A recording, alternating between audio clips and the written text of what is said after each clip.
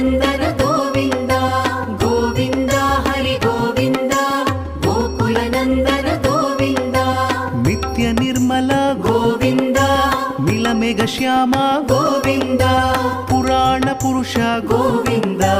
Pundarikaksha Govind Govind Hari Govind